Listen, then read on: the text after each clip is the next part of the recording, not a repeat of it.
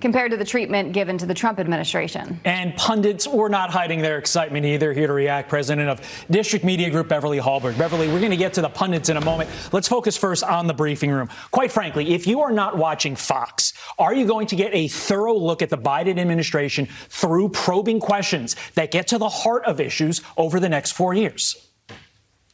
Not at all. And I think something that was even telling right before the press briefing yesterday is as President Joe Biden headed to the White House, he greeted members of MSNBC who were lined along what would normally be the parade route, the normal parade route. What we are going to see is an extension of what we saw of this election coverage in the past year and a half, past 2 years, where it's softball questions to Joe Biden. He was not asked about Hunter Biden. He was asked more about his favorite flavor of ice cream. And we're going to see more of that in these press briefings. So expect to see more press briefings, but don't expect them to give you much information at all. Well, we do have Peter Doocy in there, so we know that he has been known to ask a few hard questions, so we'll keep following that. Todd mentioned that we would get to the pundits. Let's go ahead and take a listen to what they had to say. A welcome sight for many Americans. President Trump is leaving Washington. 46th president of the United States, putting his soul into his first address. It's going to be a little pathetic, a tiny little crowd at Joint Base Andrews. We saw the steely determination and compassion of President Joe Biden. What's your reaction to what you saw yesterday?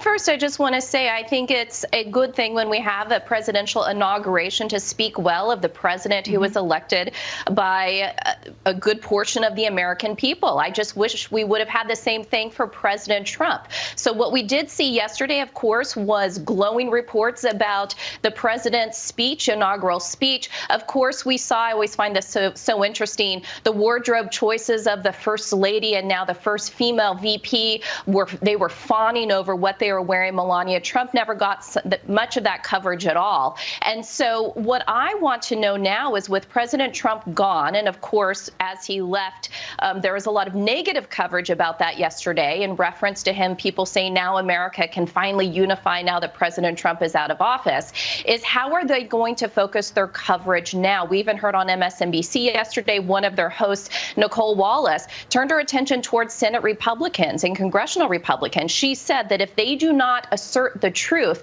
that they shouldn't even be able to share their ideas anymore. I think what we're going to see with this coverage is turning towards Republicans, turning towards Americans that don't fall in line with liberal ideology and making the news attacks about them. Yeah, Nicole Wallace is a Republican, just like I am an NBA star, but I digress. You mentioned the fashion. Don't want to get too much into fashion because I'm not qualified to talk about that. But don't you find it absolutely stunning that for 5 years, the media was able to attack literally an individual who was a model, who was in the pinnacle of the fashion industry. But yet, yesterday, they could have worn whatever they wanted, and they were going to get credit no matter what they were wearing.